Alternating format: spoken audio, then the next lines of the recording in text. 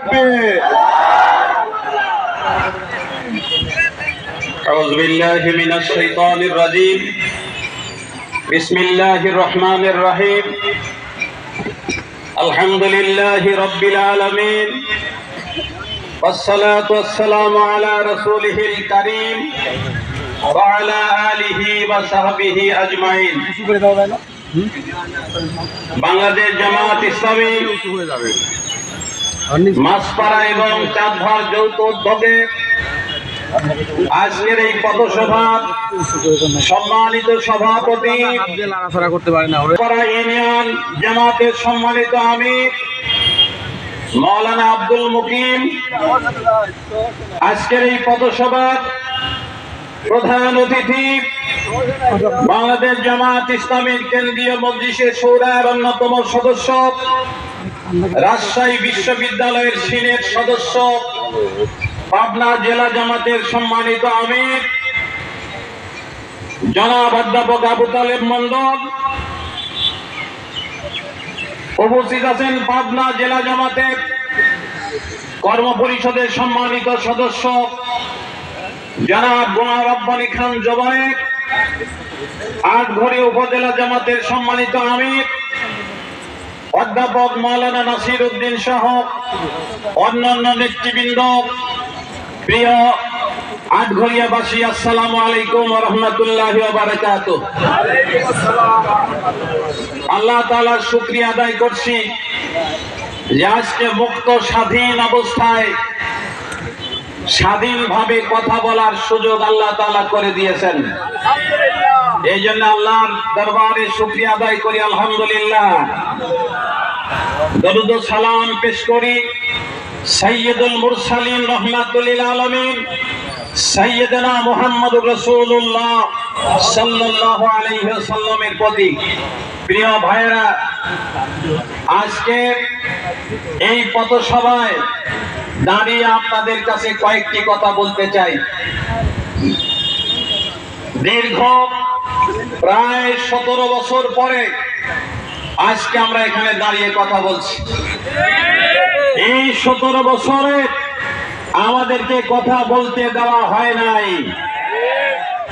এই 17 বছরে আমাদেরকে ঘরে শুতে দেয় নাই।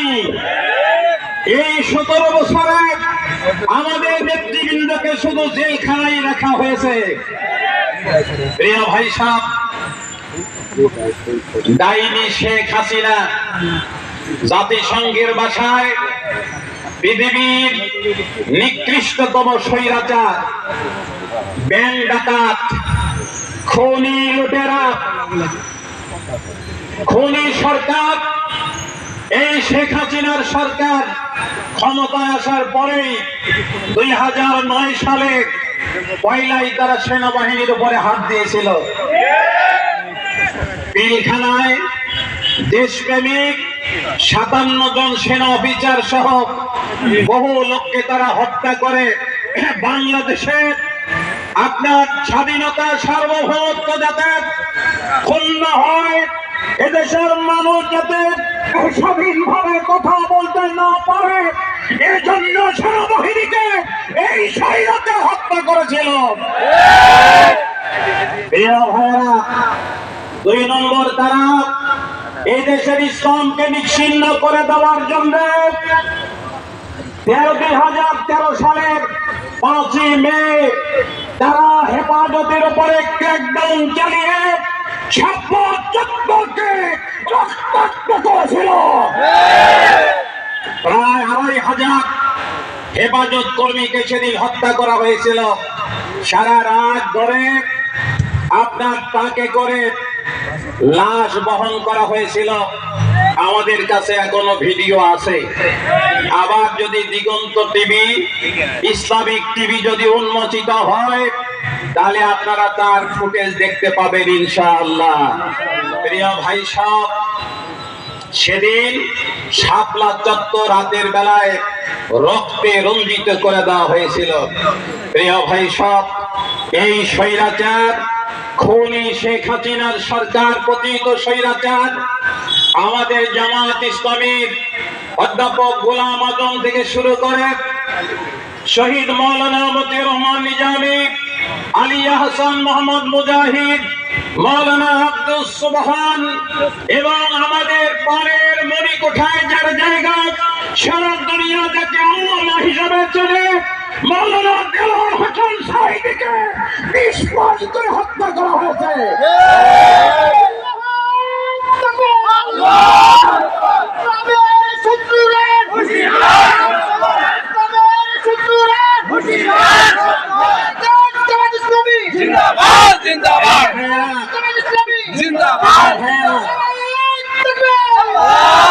আমাদের হাতে সময় কম, মাগরিব কাছাকাছি। আমি প্রথম সারির সকল ইসলামী নেতৃবৃন্দকে শহীদ করে এই পতিত স্বৈরাচার শেখ হাসিনা এবং তার যারা দোসর, তারা মনে করেছিল বাংলাদেশ থেকে ইসলামের যারা সৈনিক তাদেরকে আমরা সরিয়ে দিয়েছি, বাংলাদেশে আর কোনোদিন নারায়ে তাকবীরের আওয়াজ হবে না। আমরা শেখ হাসিনা সহ আওয়ামী লীগকে আজকে জানিয়ে দিতে চাই, আমরা শুধু কত সবার আহ্বান করেছি খিদিরপুরে। তাকিয়ে দেখেন যে আপনারা আমাদের নেতৃবৃন্দকে শহীদ করার পরে আমাদের দেশের তৌহিদি জনতার রক্তের তেজ কমে যায় নাই। আমরা আবারও নারায়ে তাকবীর দিয়ে আমাদের সকল শক্তি সঞ্চার করে এই জমিনে, বাংলাদেশের জমিনে আবার পুনরায় নারায়ে তাকবীর আল্লাহু আকবার দিয়ে আওয়াজ তুলে যেতে চাই। আমরা যেন আল্লাহ তাআলা যেন আমাদের এই তৌফিক দান করেন। আমিন। ভাই সাহেব, এই সরকার হচ্ছে ব্যাংক ডাকাতির সরকার। এই সরকার ব্যাংক থেকে সব টাকা ডাকাতি করে নিয়েছে, চুরি করে নিয়েছে। জোরে বলেন কথা ঠিক কিনা? শেখ হাসিনা এবং তার বোন শেখ রেহানা, তার ছেলে জয় জয়কার সব টাকাগুলি চুরি করে আমেরিকায় নিয়ে গেল। তাদের দরবেশ বাবারা সব টাকাগুলি নিয়ে গেল। ঠিক কিনা বলেন? এস আলম সব টাকাগুলি আমাদের নিয়ে গেল। তারপরে আওয়ামী লীগ কয় যে আমরা তো অনেক উন্নয়ন করেছি। উন্নয়ন তো করেছেন, আমরা দেখতেইছি, বস্তা টান দিলেই খালি টাকা।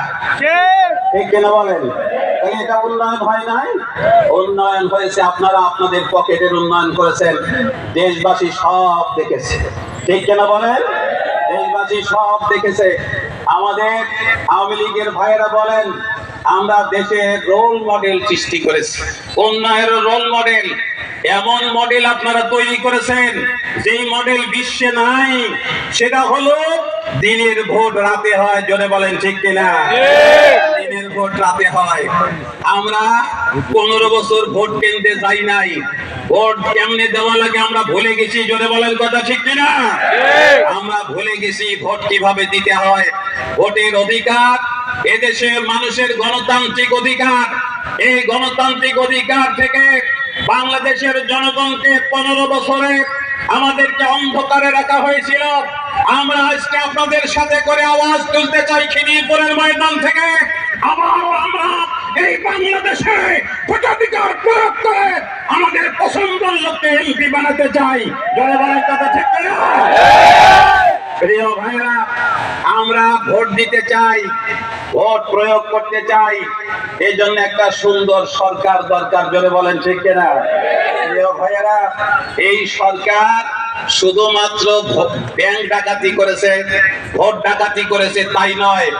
বাংলাদেশে আমাদের বাংলাদেশ জামাত ইসলামী, ইসলামী ছাত্র শিবির, বিএনপি, ছাত্র দল সহ আপনার সকল মানুষকে 15 বছর আমাদের ঘরে শুইতে দেয় নাই। ঠিক কিনা বলেন? আমাদেরকে সিমের খেতে রাতে আশ্রয় নিতে হতো।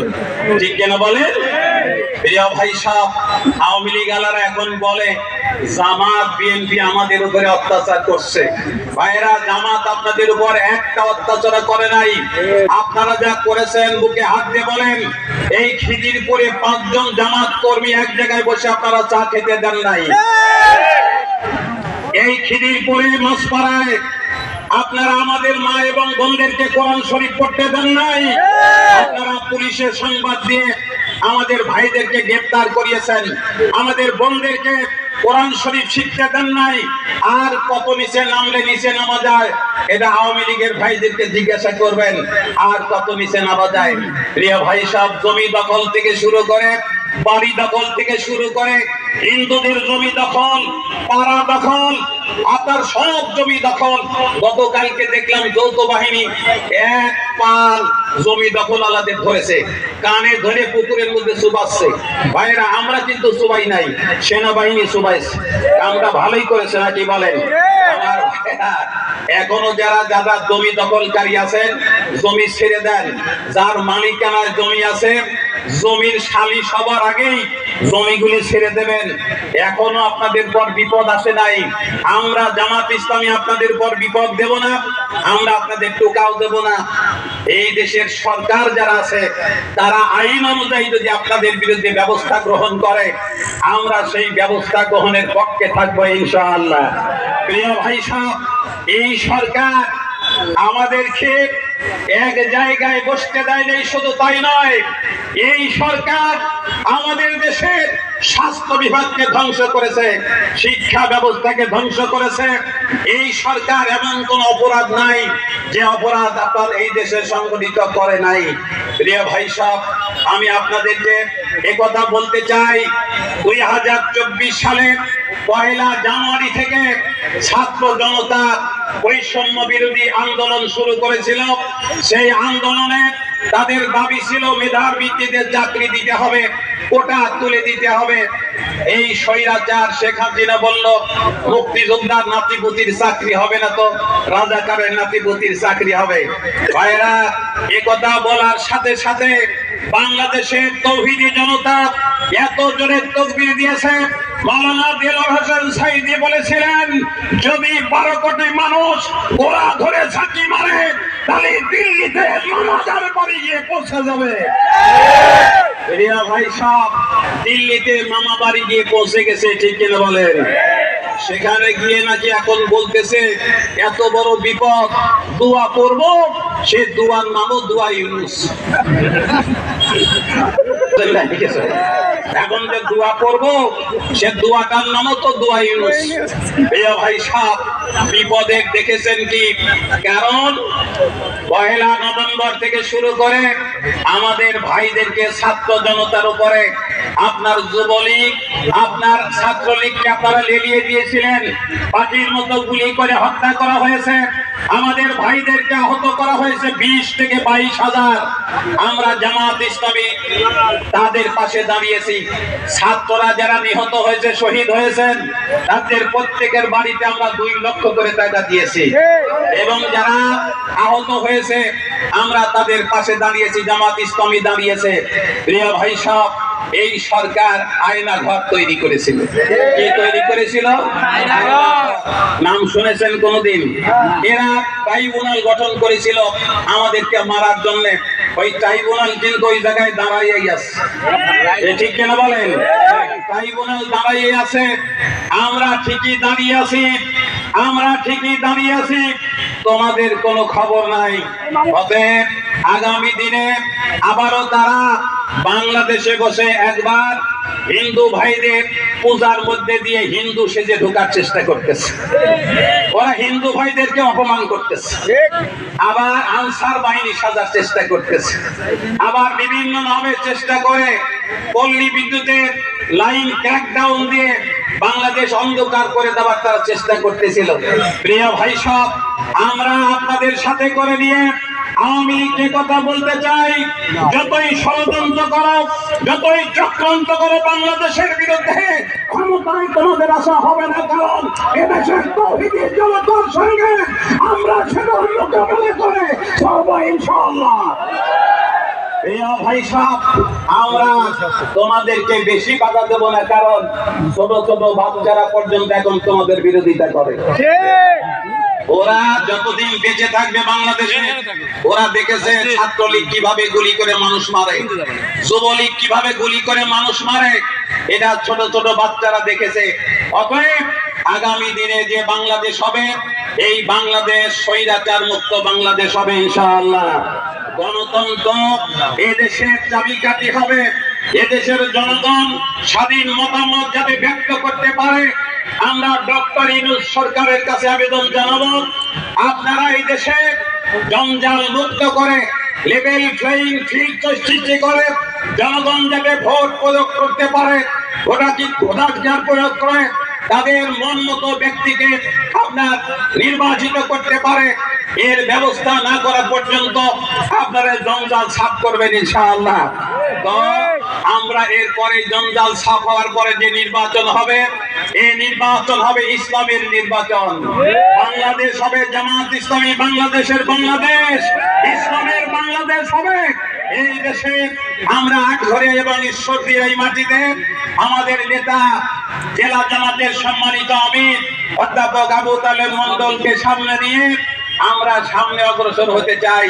আপনারা রাজি আছেন তো সকলে? ইনাকে বলেন ভাই সাহেব, যদি রাজি থাকেন তাহলে আসুন, আমরা আর বেশি লম্বা নয়, আমরা জি আমরা